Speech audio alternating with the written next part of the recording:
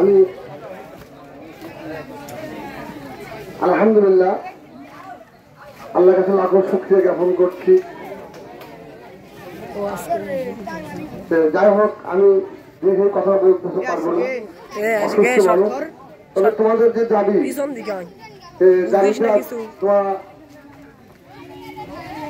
এটা দাবি তোমাদের পূর্ণ, এটা আমি কামনা করি। কিন্তু এমন কিছু করা যাবে না যে স্কুলের কোনো ক্ষয়ক্ষতি, স্কুলের কোনো অমানসিকতা কাজ করা, এটা তোমরা আমাদের ছাত্র, এটা করা যাবে না। তো যেটাই করবা শান্তি শৃঙ্খলা ভাবে এগুলি তোমরা অতিবাহিত করো। আর বিশৃঙ্খলা করা যাবে না, মানে এমন কোনো কাজ করা যাবে না যে কাজের মধ্যে মানে দৃষ্টিকটু হয় আর কি। আমি এই বলি আমার সংক্ষিপ্ত কথা শেষ করছি। আসসালামু আলাইকুম রহমতুল্লাহ। আর আপনি ছাত্রছাত্রীদের দাবিতে সমর্থন জানাচ্ছেন কিনা সেটা একটু বলেন। বলছি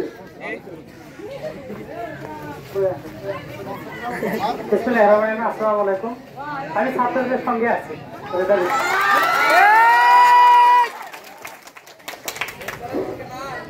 আতার স্যার যে কথা বললো যে ছাত্র যে আন্দোলন করছে, যা আমার তার সেটা আছি, কিন্তু এটার জন্য শান্তি শৃঙ্খলা ভাবে হয়।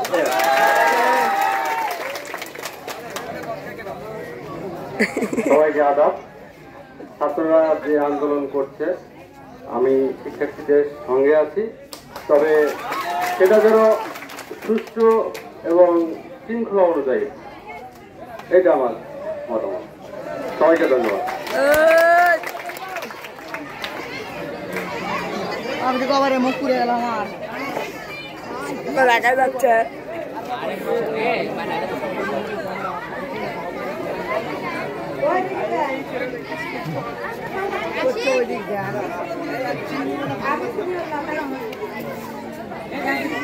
হ্যালো, সবাইকে আদাব। আমি নিমাই চন্দ্রপাল, ভৌত বিজ্ঞান, বলগাছা মুসলিম উচ্চ বিদ্যালয়। আজকে আমরা যে কারণে এখানে সমবেত হয়েছি, আশা করি সেটা অবশ্যই সফল হবে। আমি আমার ছাত্রদের সাথে আছি।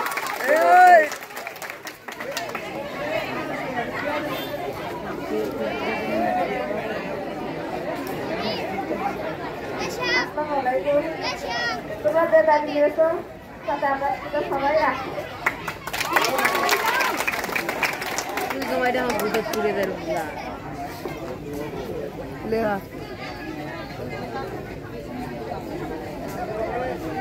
সারা দেশে যে বৈষম্য বিরোধী ছাত্র আন্দোলন শুরু হয়েছে, সেই আন্দোলনের একটা অংশ বিশেষ হচ্ছে বলগাছা মুসলিম উচ্চ বিদ্যালয়ের আন্দোলন।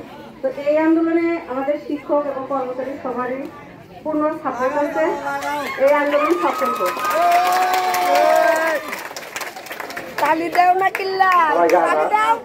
বলগাছা মুসলিম উচ্চ বিদ্যালয় কর্তৃক আয়োজিত আজকে যে আন্দোলনে সকল স্কুলের সকল ছাত্রছাত্রী উপস্থিত হয়েছে, যে দাবি নিয়ে উপস্থিত হয়েছে, সকলের দাবির পক্ষে আমিও একমত পোষণ করছি এবং এই দাবির জন্য সুস্থ সুন্দরভাবে তোমরা পালন করো, এটাই তোমাদের কাছে আশা করি। সবাইকে ধন্যবাদ। বিসমিল্লাহির রহমানির রহিম। প্রিয় শিক্ষার্থী, তোমাদের দাবি করছো, সেই দাবি আমরা লিখে নিচ্ছি, সেটা তো আমরা বলছি, তাই মেনে নিব। আগে বলছি, এখনো বলতেছি, তাহলে তাই মেনে নিব। তোমরা সুশৃঙ্খল ভাবে ইয়া করো, যাতে শিক্ষকদের সাথে কোনো প্রকার বেয়াদবি না করো, এই কথা বলে আমি এখানে কথা শেষ করছি।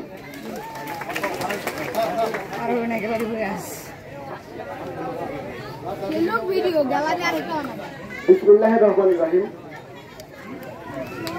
নতুন বাংলাদেশ তথা স্বাধীন বাংলাদেশ ছাত্র সমাজের বৈষম্য বিরোধী আন্দোলনের ফসল, বৈষম্য বিরোধী, বৈষম্য মুক্ত, শোষণ মুক্ত সমাজ গঠনের লক্ষ্যে বিগত 2 মাস যাবৎ এই বাংলার দামাল ছেলেরা তাদের বুকের রক্তে রঞ্জিত করে যে স্বাধীনতা অর্জন করছে, তারই ধারাবাহিকতায় আমাদের সাধারণপুর উপজেলার বিভিন্ন প্রতিষ্ঠানে শিক্ষার্থীদের প্রতিষ্ঠানের বিভিন্ন অনিয়ম, বিশৃঙ্খলা, এগুলোর সাপেক্ষে তারা এই বৈষম্যগুলো দূর করার জন্য যে আন্দোলন করছে, সেই আন্দোলনের সঙ্গে আমরা একাত্মতা প্রকাশ করছি। এবং সবসময় একটা দুঃখজনক কথা, আমরা শিক্ষক হিসেবে আসলে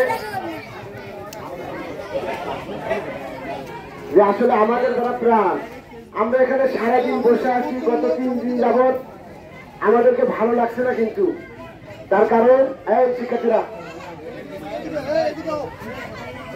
আমাদের অন্তর ব্যথায় পরিপূর্ণ। তার কারণ আমরা স্কুলে আসছি আর যাচ্ছি, আমাদের যে কাজ সেই কাজে আমরা কিন্তু নাই, আমরা কিন্তু ভালো নাই। তোমরা যেমন ভালো নাই, আমরাও ভালো নাই, কারণ তোমরা আমাদের সন্তানের মতো।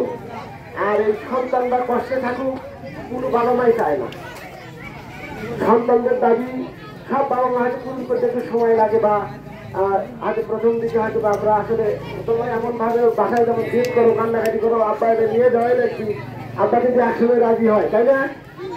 তো আমরাও আমাদের সন্তানরা দাবি করতেছে, ওরা আমাদের বুকের ভেতরে তোমাদের স্থান।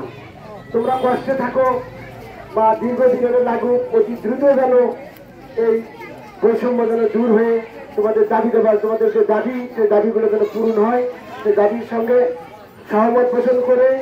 আর একটা কথা বলবো, বিশেষ করে তোমরা রাস্তা অবরোধ করছো, কিন্তু যারা এই রাস্তাতে চলাফেরা করে তারা কিন্তু তোমাদেরই আপনজন। তোমরা একটু পর পর একবারে দীর্ঘক্ষণ ধরে তাদেরকে আটকায় রাখলে তারাও কিন্তু অনেক ব্যস্ত মানুষ, তারা অনেক গুরুত্বপূর্ণ কাজে, কেউ হয়তো বা ডাক্তারের কাছে যাচ্ছে, কেউ ব্যবসায়িক কাজে যাচ্ছে। তোমরা ওই 20 মিনিট পর পর গাড়িগুলো ছাড়ে দিও।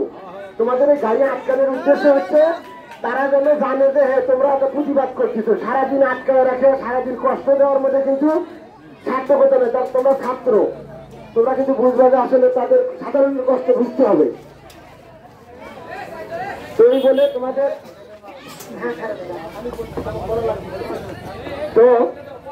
আমি এই বলে তোমাদের এই আন্দোলনের সফলতা কামনা করে সবাইকে ধন্যবাদ জানিয়ে আমার কথা বলা করছি।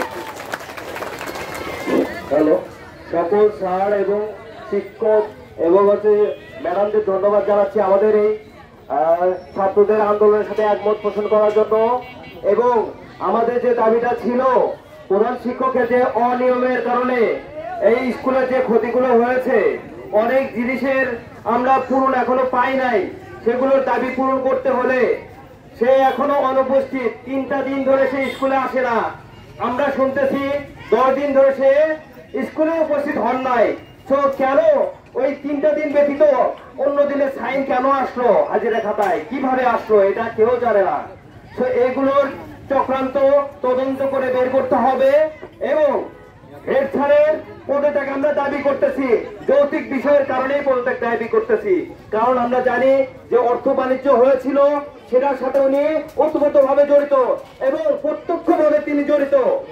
বেতন, ছাত্রছাত্রীদের যে বেতনগুলো আছে অনেক বেশি করে নেওয়া হয়েছে অন্যান্য স্কুলের চাইতে। আশেপাশে স্কুলে দেখেন এত বেতন নেই, কেন এত বেতন নেওয়া হবে? আর এই স্কুলের যে জমি জমা গুলো আছে, এই টাকাগুলো কই যায়? ঠিক আছে, সবার অভিভাবক ছাত্রছাত্রী না জানতে পারুক, তাদের অভিভাবকের জানার কর্তব্য আছে এটা। তো আমরা চাই স্যাররা আমাদের সাথে থাকুক, আমরা যতক্ষণ পর্যন্ত আন্দোলন চালিয়ে যাব, আমরা সফল না হচ্ছি এই আন্দোলন চলে যাবে। আর আমরা একটাই দাবি এখন পর্যন্ত, হেড স্যারের পদত্যাগ চাই এবং চেয়ে যাব। উনি যতক্ষণ পর্যন্ত আমাদের সাথে দেখা না করবে, কথা না বলবে, আমরা এই আন্দোলন চালিয়ে যাব ইনশাআল্লাহ।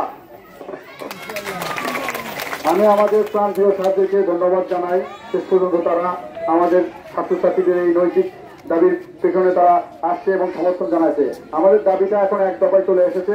আমাদের দাবিটা হচ্ছে দুর্নীতিবাদ, নিয়োগ বাণিজ্যের সাথে জড়িত এবং অতিরিক্ত ফি আদায় করে সেই টাকাটা তারা তাদের পকেটে তুলেছে।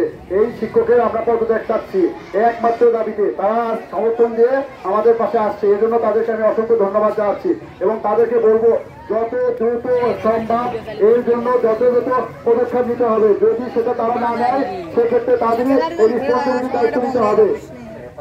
আর আমাদের কথা হচ্ছে, আমরা জানি যে পার্শ্ববর্তী স্কুলগুলোর হেডমাস্টার অলরেডি পদত্যাগ করেছে, সভাপতি ম্যানেজিং কমিটি ভেঙে গেছে, কিন্তু আমাদের এখানে কেন এত কারখাপন হচ্ছে আমরা জানি না।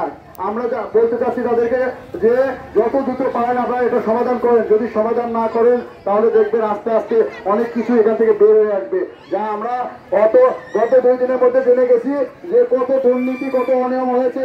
আমরা এই স্কুলের সাবেক স্টুডেন্ট, আমরা যাওয়ার পরে এই স্কুলের অবকাঠামোগত কোনো উন্নয়ন হয়নি। যারা আসেন অভিভাবক, যারা আসবেন আমরা তাদেরকে ডাকবো, তারা দেখবে যে কি উন্নয়ন তারা করেছে। মসজিদটা ভেঙে গেছে, ছেলেদের কোনো বাথরুম নাই, এটা কোনো কথা হতে পারে? এই দেশে এখনো ছেলেদের একটা বাথরুম নাই, এই নিয়োগ বাণিজ্যগুলো তারা করতেছে, এতগুলো টাকা নিচ্ছে। যে আরো অবকাঠামোগত সমস্যা আছে, এগুলো সমাধান করতে হবে এবং যত দ্রুত সম্ভব হেডমাস্টারের পদত্যাগ করতে হবে। এবং আমাদের ছাত্রছাত্রীদের বলতে চাই, তোমাদের হেডমাস্টারের পদ হওয়ার সাথে সাথে পদত্যাগ হওয়ার সাথে সাথে আমরা এটাও দাবি জানাচ্ছি, তোমাদের যে বেতন অতিরিক্ত নেওয়া হয় এটা কমাতে হবে এবং কমবে, এই প্রতিশ্রুতি আমি তোমাদেরকে দিলাম। আর স্কুলের মধ্যে একটা গাছ পড়ে আছে, যেটা সবার সমস্যার কারণ হচ্ছে। আমি চাচ্ছি এই গাছটা যেন স্যারেরা দ্রুত সম্ভব এখান থেকে সরান। সবাইকে ধন্যবাদ। তোমার যেবা তুমি